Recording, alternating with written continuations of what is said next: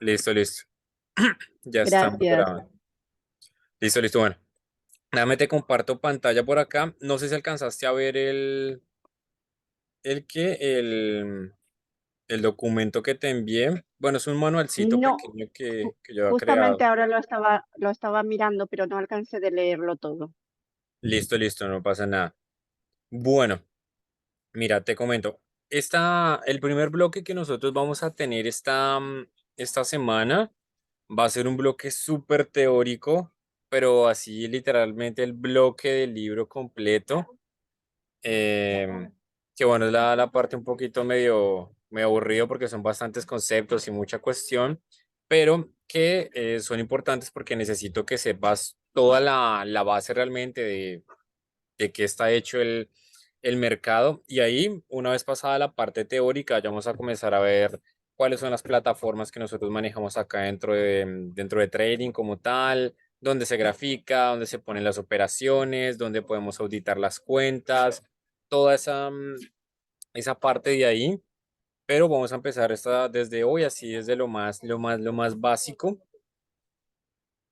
Y conforme a eso ya iremos comenzando a practicar cuando ya te comience a enseñar lo que es la partecita más básica de análisis técnico, análisis fundamental y todo eso. De momento, Ujú.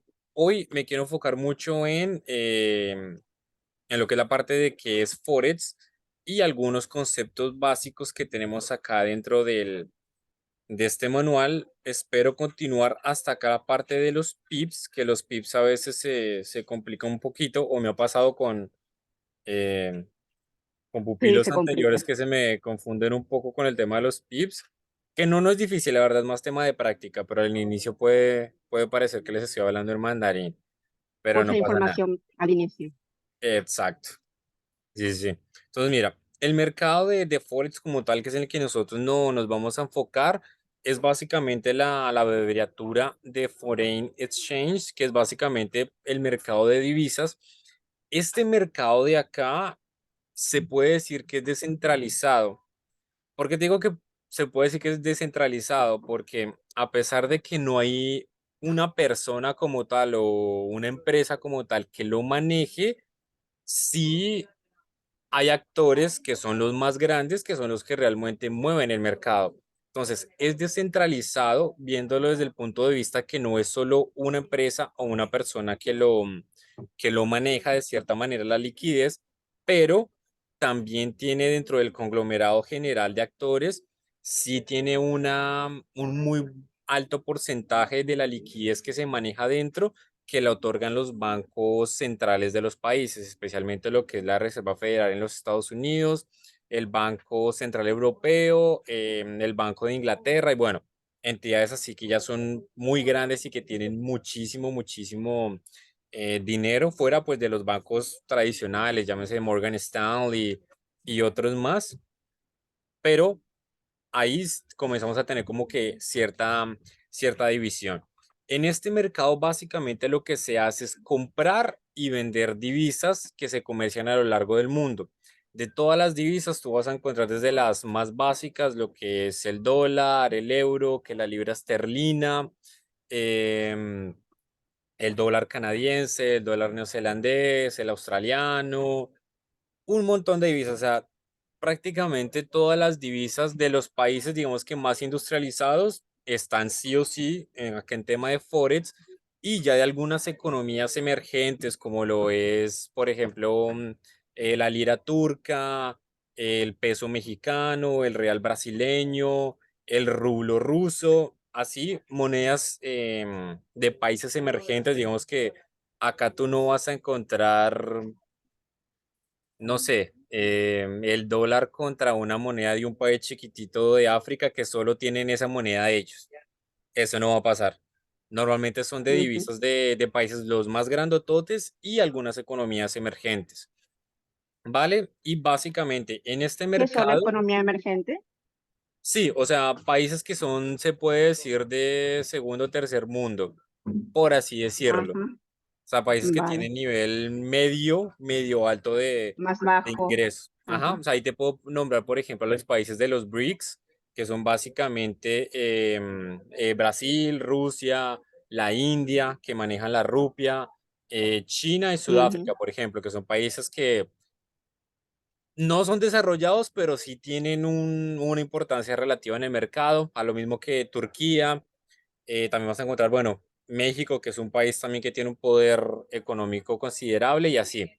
Pero así lo que te digo, de países chiquitos, por ejemplo, acá en América, tú no vas a encontrar la moneda ni de Belice, ni de El Salvador, ni de ni de Bolivia, Paraguay. nada. Sí, esas monedas técnicamente, tal vez haya algún broker que yo no conozca que sí la da, pero normalmente los brokers no ofrecen comercializar con esas monedas. Normalmente las más pequeñas que yo he visto son el real brasileño, el peso mexicano, lira turca y así, pero ya son países que, bueno, tienen una posición un poquito más arriba, ¿no?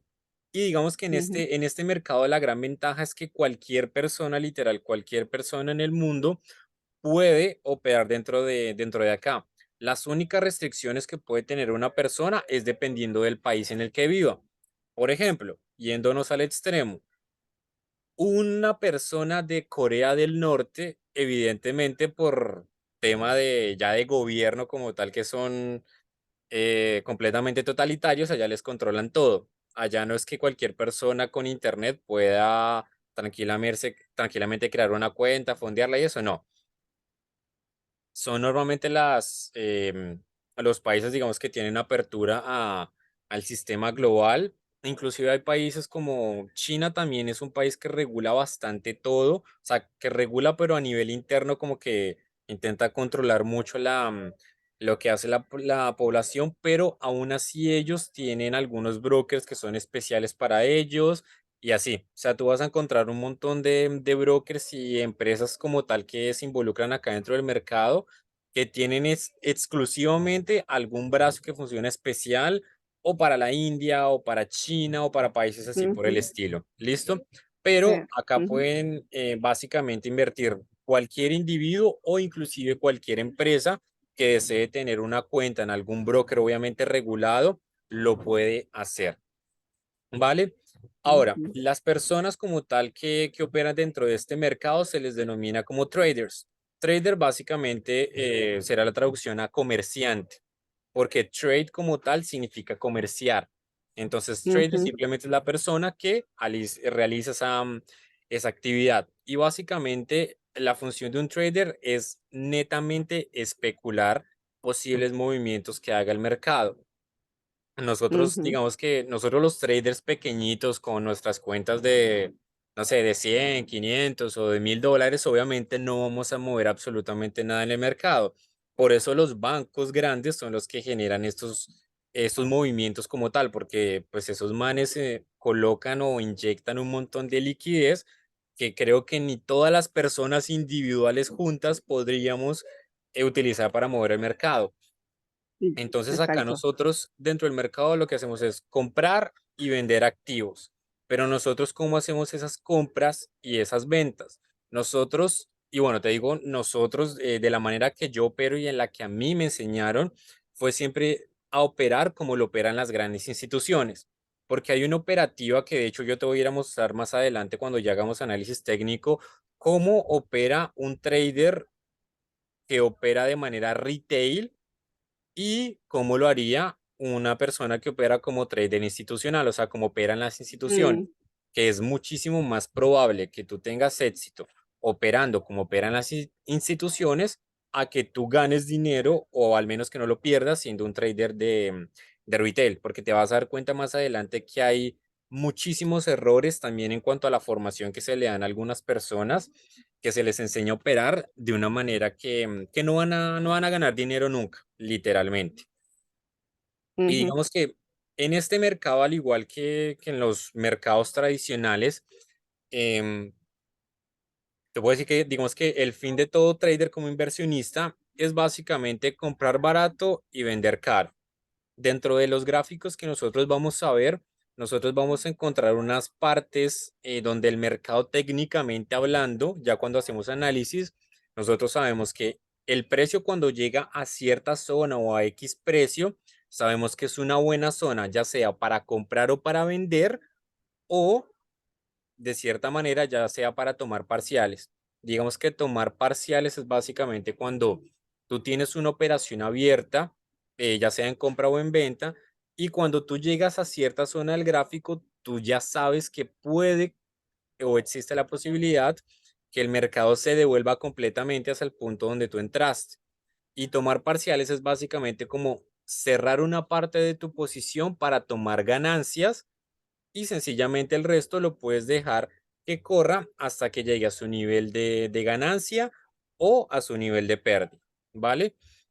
ujú, Y asimismo, acá, como nosotros acá nos manejamos con divisas, aunque bueno, yo acá también te voy a enseñar a operar lo que es el oro y índices bursátiles, que son lo que más se mueve, la verdad, a mi modo de ver es ujú, un poco más provechoso. Em, Básicamente las divisas, pues, como representan a un país determinado, como el dólar que representa a Estados Unidos, el euro que representa a la Unión Europea, la libra esterlina, pues a Gran Bretaña como tal, estas divisas se aprecian o deprecian dependiendo de cómo se encuentra la economía del país, factores macroeconómicos en general, tal vez factores geopolíticos, guerras y cosas por el estilo, y se meten o involucran muchísimo en una apreciación o depreciación dentro del mercado. Entonces, por ejemplo, si en este momento ejemplo, porque no es así, si en este momento ujú, la economía de Estados Unidos estuviera muy, muy fuerte, significaría que el dólar también se estaría apreciando. O sea que sería cada vez más caro adquirir dólares para cualquier otra persona que no maneje dólares como tal dentro de su día a día. Lo mismo sucede, no sé,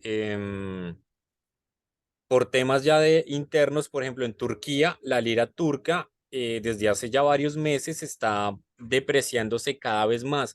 Pero ¿por qué sucede eso? Básicamente sucede por temas internos dentro del país, que son principalmente políticos, pero que generan que los grandes inversionistas que se fijan tanto para invertir su capital en Turquía como los que operan dentro de este mercado pierdan confianza y prefieran sacar capital de ahí en lugar de colocarlo, lo que provoca que el país económicamente se debilita un poco. Eso refleja inmediatamente en la divisa de ese país.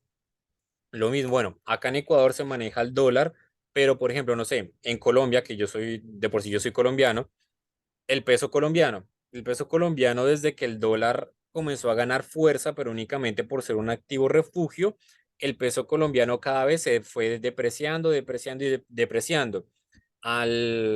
A inicios de este año, de hecho, el peso colombiano alcanzó a tener una relación de 1 a 5 frente al dólar. Y estoy hablando de que hace 3 años estaba en 1 a 2, 1 a 3. O sea, tuvo un cambio bastante fuerte y también se debió sí, a temas económicos internos porque ya a nivel interno del país la economía estaba yendo de mal en peor. Entonces, eso sí o sí siempre se refleja dentro de la divisa. Por ejemplo, en tu caso, que tú vives en España y pues hace parte de la Unión Europea y de la zona euro como tal, si a la Unión Europea, ujú, por ejemplo, comienzan a, digamos que a caer, entre comillas, lo que es Alemania, Francia, España, Italia, que son las grandes economías de la eurozona, eso se va a lastrar sí o sí al euro y seguramente se va a arrastrar también a los otros países que conforman el bloque. Entonces, a pesar de que nosotros acá aparentemente solo estemos mirando las divisas como tal, nosotros tenemos que sí o sí fijarnos en qué está sucediendo con los países, porque eso implica o influye muchísimo, impacta muchísimo dentro de la divisa como tal. Por ejemplo, creo que, bueno, tú como persona de España, cuando inició la guerra entre Rusia y Ucrania, los precios en toda Europa comenzaron a dispararse durísimo. ¿Pero por qué sucedió sí, eso? Básicamente porque comenzaron a sancionar a Rusia con el tema de hidrocarburos, lo que incluye el gas natural, petróleo y demás petróleo. derivados, Ujú, que Rusia prácticamente le suministraba a Europa una, creo que era arriba del 50% del total de lo que se consumía de hidrocarburos en la Unión Europea como tal, y eso en Europa. provocó pues, que los precios se aumentaran durísimo. Y no fue como tal que estuviera pasando algo dentro de los países de la Unión Europea, sino que uno de los actores de un conflicto armado fuera de la Unión Europea que les proveía a ustedes influyó dentro del mercado para que los activos, en este caso los hidrocarburos, comenzaran a escasear en la eurozona y que comenzaran a provocar la subida de los precios. Entonces, a pesar de que aparentemente solo estemos mirando grafiquitos y viendo si sube o si baja, nosotros siempre tenemos que estar atentos o pendientes de qué sucede a nivel macroeconómico y geopolítico, eh, digamos que dentro del mundo, porque siempre que suceden eventos así que son fuertes, eh, ya sean, bueno, esto llevándolo un poquito al extremo, en el caso de una guerra como en el caso de Rusia y Ucrania, o eventos también macroeconómicos, como lo puede ser el cambio en las tasas de interés de los bancos centrales, por ejemplo. Eso también influye muchísimo en qué tanto se aprecia o deprecia una divisa. Entonces son eventos que siempre tenemos que estar mirando bastante, ¿listo? Ahora, Ujú, otro punto. El mercado de Forex. Este mercado únicamente opera de lunes a viernes. En el caso tuyo, tengo que mirar el horario puntual, por lo que tú estás en España, pero ujú. normalmente la bolsa se abre desde la sesión asiática, o sea, desde que abren las bolsas de Australia y Nueva Zelanda en Oceanía, ahí ya comienza a operar técnicamente el mercado. Tú vas a ver que los grafiquitos se comienzan a mover Vamos a ver. lento, pero se comienzan a mover y termina el día viernes, en mi caso en la tarde, en tu caso en la noche, cuando ya cierra la bolsa como tal de los Estados Unidos y de Canadá. Mm, ¿Listo? mm, Entonces es un espacio de 5 días, de 24 horas de corrido, 24/5, como se diría, donde a lo largo de eso tú puedes colocar, o sea, puedes vender, comprar, cerrar operaciones y todo. O durante el fin de semana, si tú dejas alguna operación abierta, por ejemplo, la puedes dejar abierta, no hay ningún inconveniente. Pero ¿qué es lo que sucede? Haz de cuenta, no sé, que en el fin de semana justo que tú dejaste una operación abierta, no sé, en el petróleo, por ponerte un ejemplo, y resulta que, no sé, estos manes de la OPEP, que son la Organización de los Países Productores de Petróleo, o sucede alguna cuestión con Rusia o con Estados Unidos, que digamos que son los países que más explotan hidrocarburos, unilateralmente alguno hace X o Y decisión y eso afecta inmediatamente al precio del petróleo.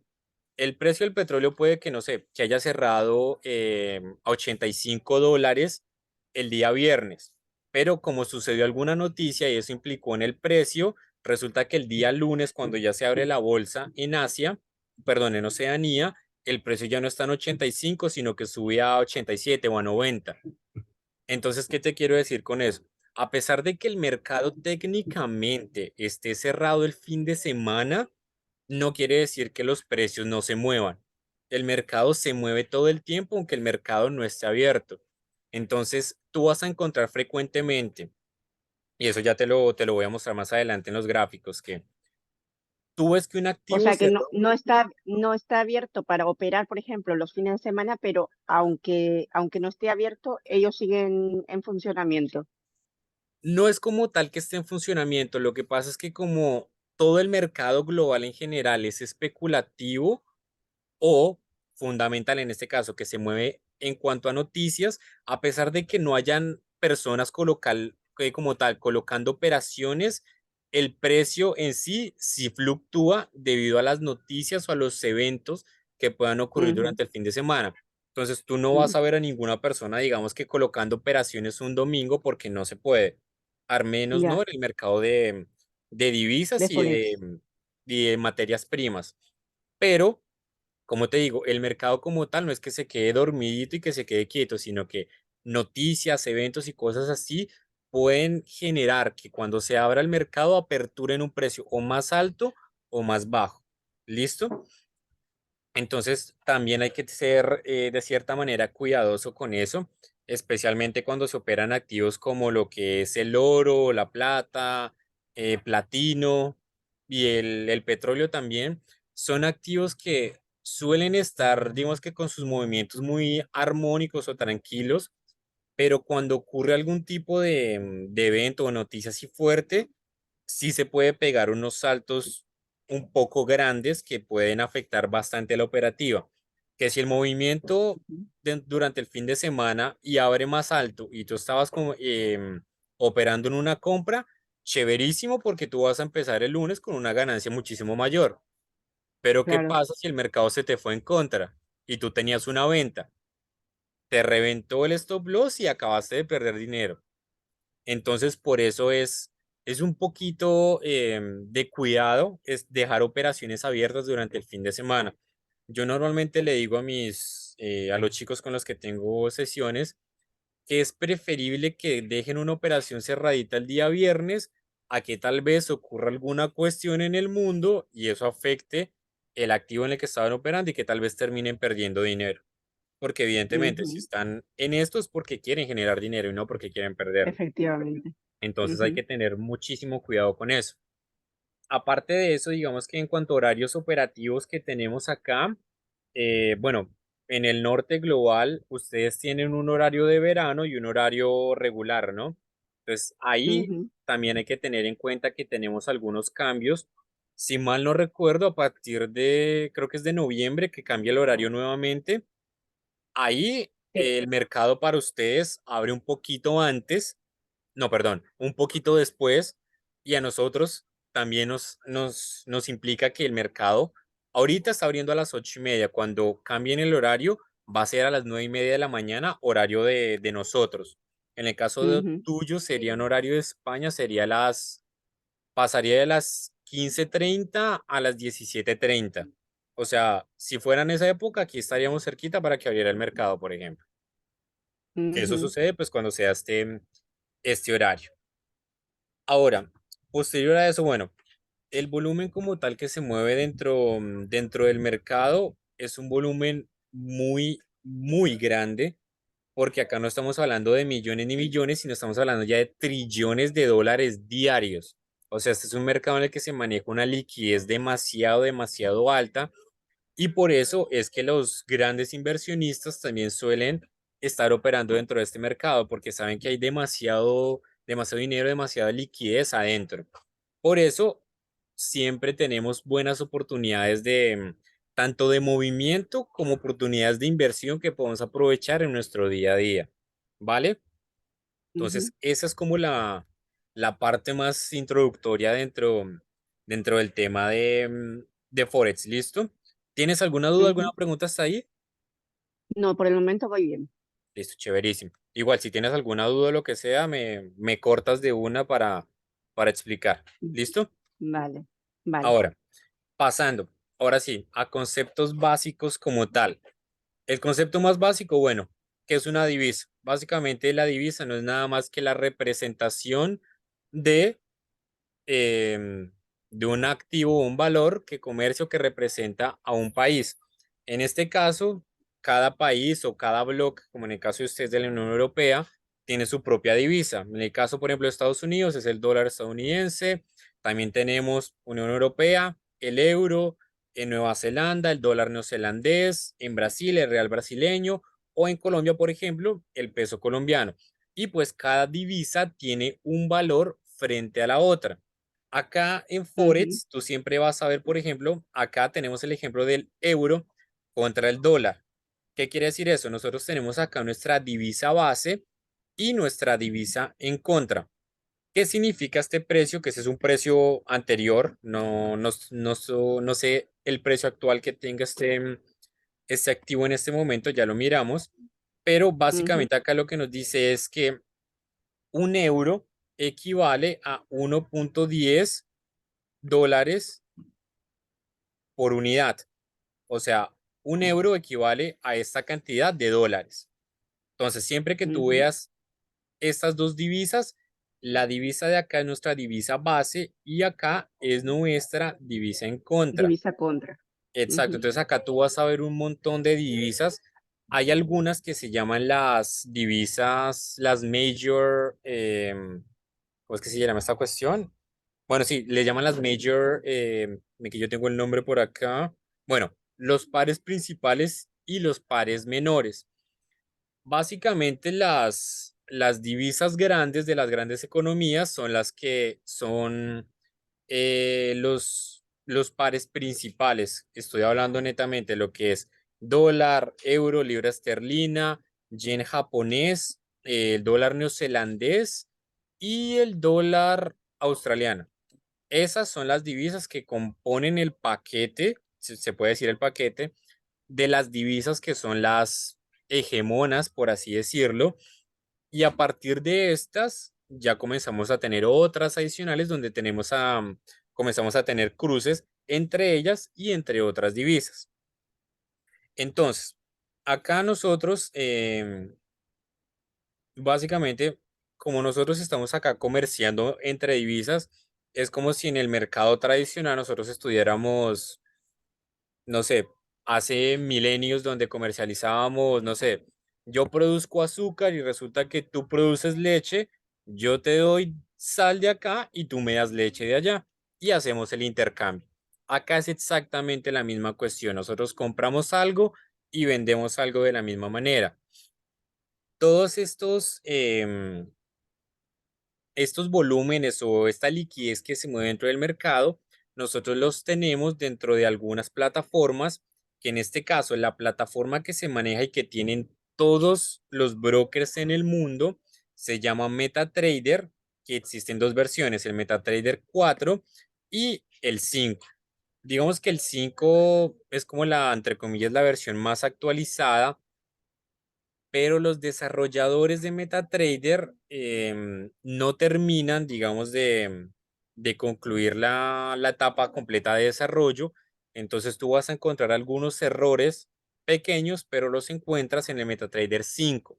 El MetaTrader 4 funciona perfectamente, pero tú vas a ver, por ejemplo, que de hecho yo utilizo el MetaTrader 5 porque me gusta más la parte visual, se ve más bonita, pero en el Ujú, MetaTrader 5 tú te vas a dar cuenta de algunos errorcitos que te iré mostrando también más adelante, como que no sé, que el gráfico a veces como que se vuelve loco y es como que el precio técnicamente está fluctuando, sí, pero el mercado es como que se quedara así como que temblando, pero es el gráfico como tal, ni siquiera es el activo, solamente es el gráfico del MetaTrader el que se queda como en un tipo de colapso momentáneo, digamos así, ¿vale?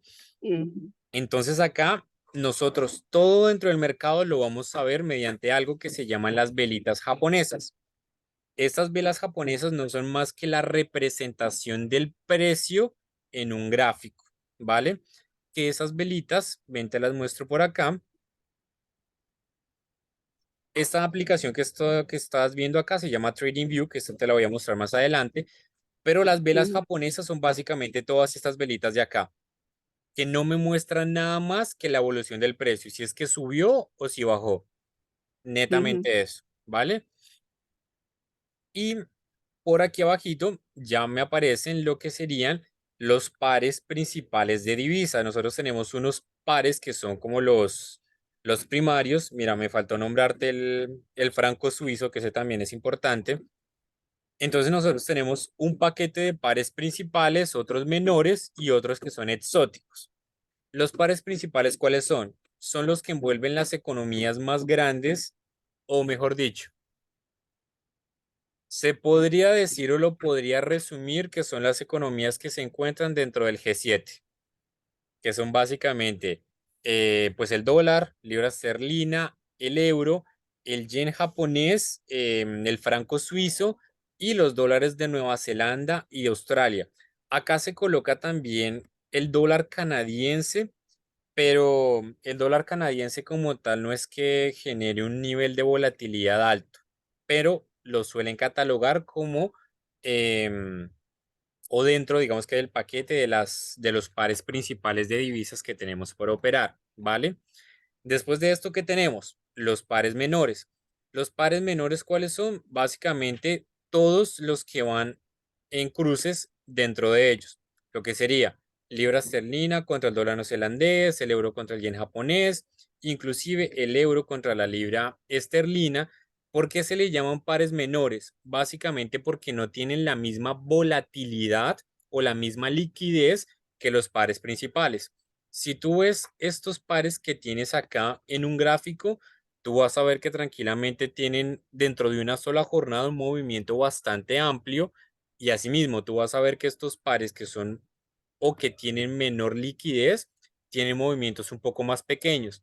Entonces, cuando tú operas pares principales como estos que tienes acá arriba, es más probable que te genere o una ganancia o una pérdida más rápida a un par de esos que está acá como menores, de menores. ¿vale? Esa es básicamente la Vale. diferencia. Y ahora, los pares exóticos, ¿cuáles son? ¿Cuáles son? Básicamente son los pares que tienen como divisa base al dólar y la divisa contra es cualquier economía emergente, como te comentaba. En este caso coloqué acá tres ejemplos, lo que sería el dólar contra el real brasileño, el dólar contra el peso mexicano y el dólar contra la lira turca.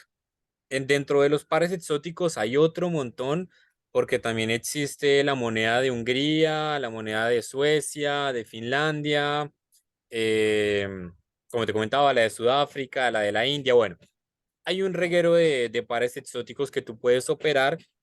Sin embargo, siéndote muy sincero, yo no conozco a ningún trader que diga mi par favorito es el euro o el dólar contra el peso mexicano o el dólar contra el real brasileño. No conozco a ningún trader que opere principalmente alguno de estos pares exóticos. Sí tienen sus movimientos, pero no suelen ser tan grandes, ¿vale? Pero Ujú, tal vez más adelante nos crucemos con alguno, pero de momento te digo, no conozco a ningún trader que suele operar frecuentemente alguno de estos pares exóticos. Estos de acá, los principales y los menores, sí, pero estos exóticos es muy raro, si te soy sincero, ¿vale? Ahora, lo de las velas japonesas también se les llama en inglés como candlestick, que como te digo, son básicamente la representación del gráfico, perdón, la representación del precio dentro del gráfico. Básicamente es eso. Las velas, si tú te fijas acá, estas velas tienen un cuerpo y tienen una mecha. Esa mecha ujú, también hace parte del precio, del recorrido que tuvo el precio dentro de un espacio de tiempo. En este caso, cada velita japonesa que tú ves acá representa una hora de tiempo. Una hora acá, otra hora acá y así. ¿Qué es lo que sucede? Tú ves que algunas velas tienen cuerpos así y tienen mecha, otras que tienen un cuerpo chiquitito y la mecha un poco más larga. Esto lo único que nos dice es que, por ejemplo, en esta vela de acá, el precio inició acá abajo porque es una vela alcista, inició acá abajo, ujú, intentó subir hasta la zona de acá, pero no pudo mantener el movimiento al alza. ¿Qué fue lo que sucedió? Tuvo un pequeño retroceso y el precio terminó cerrando en la parte de acá. ¿Qué significa eso? ujú, Básicamente nos va a dejar este pedacito o esta mecha que únicamente nos dice que el precio llegó hasta acá arriba, pero se devolvió. Y así tú lo vas a encontrar en todo el gráfico. Lo mismo acá, inclusive en esta vela. Si te fijas, esta tuvo una mechita acá arriba y también acá abajo. ¿Qué quiere decir esto? Que esta vela inició acá arriba, intentó tal vez subir acá, pero no tuvo la suficiente fuerza al fuerza. alza para subir el precio, sino que lo llevaron a la baja. ¿Qué sucedió? Intentaron llevarlo hasta por acá abajo, pero no pudieron mantenerlo acá, sino que cerró acá. Entonces, como te comento, esto únicamente nos representa el movimiento del precio dentro del gráfico. Básicamente es eso. Ujú, Palabras más, palabras menos. ¿Listo? ujú, Estas velitas ya las vamos a ir profundizando más adelante porque también hay algo que se llama chartismo y acción de precio que nos envuelve o nos da información directa de las velas japonesas, ¿vale? Pero esas, como te digo, esas sí va a ser un poco más adelante porque hay un montón de patrones, todos los que te puedas imaginar. De resto, vale. bueno, ¿qué es la volatilidad? La volatilidad básicamente es la inyección de liquidez que tengamos en un par de activos o en un activo, que es lo que me genera los movimientos al alza y a la baja. Entonces esa volatilidad no es nada más que el movimiento que hace el precio de un activo de acuerdo a la inyección de liquidez que tenga en ese momento. ¿Listo? Posterior a Ujú, eso. El apalancamiento, eso es algo que tú vas a escuchar muchísimo dentro del mercado. El apalancamiento es básicamente una herramienta que te ofrecen a ti los brokers, que son las empresas con las que nosotros creamos nuestras cuentas y operamos en el mercado, donde ellos básicamente nos dan la posibilidad de, no sé, fondear una cuenta con $1,000 y nos permiten tener un apalancamiento de 1 a 10. ¿Qué significa eso? Que yo no tengo como tal $1,000 para operar, sino tendría hasta 10,000. O sea, el monto inicial que yo tengo de mi capital me lo multiplican por esa cantidad de veces. Entonces es como si yo Sí, tuviera, en vez de 1,000, tengo $10,000 para operar. Pero cuidado con esto y préstame mucha atención. El apalancamiento es un arma de doble filo, porque así como el broker técnicamente te dice, mira, tu capital son $1,000, pero yo te voy a dar hasta 10,000 para que operes. Chévere. Pero ¿qué pasa? Si tú sabes aprovechar ese apalancamiento, tú puedes generar una cantidad de ingresos interesante. Pero asimismo, si tú no sabes operar y el mercado se te va en contra, también puedes perder una buena cantidad de dinero. Porque el apalancamiento básicamente lo que te dice o lo que hace el broker es decir, te estoy dando $10,000 para que operes, pero si tú pierdes capital, se pierden de los $1,000 tuyos, no de lo que yo te estoy dando adicional, es de tu capital. Entonces, si por ejemplo tú fondeas con $1,000 y esos $1,000 se llegan a perder en una operación, tu cuenta se quemó y quedó queda en en cero. cero. ¿Por qué? Porque evidentemente el broker no va a perder nada, la que pierde el capital eres tú. Entonces tienes que tener esto súper en cuenta porque es algo que la mayoría de los traders no entiende y cuando va a operar se estrella contra una pared porque justamente no lo comprende, no lo entiende. Entonces tienes que tener muchísimo cuidado con esta partecita de acá, ¿vale? ¿Todo bien Ujú. hasta ahí? ¿Dudas, preguntas? Hasta ahí bien. Chéverísimo, listo. Mira, por acá ya la sala está por cerrarse, me queda menos de un minuto, entonces vamos a dejar nuestra sesión hasta acá Ujú. y mañana ya comenzaríamos con el tema de los pips que creo que, bueno, espero que lo entienda rapidín, porque si no nos podemos sí demorar un poquito más, ¿vale? Pero de momento dejaríamos la sesión de hoy hasta acá. Te estaría debiendo técnicamente 20 minutos de la sesión de hoy, que eso pues obviamente lo Lo iríamos recuperando en recuperaremos. las otras sesiones, ¿vale? Pero de Vale, momento perfecto. estaríamos hasta acá únicamente. Em, Vale. yo ya te envié el manual para que lo leas y eso, si tienes alguna duda, lo que sea.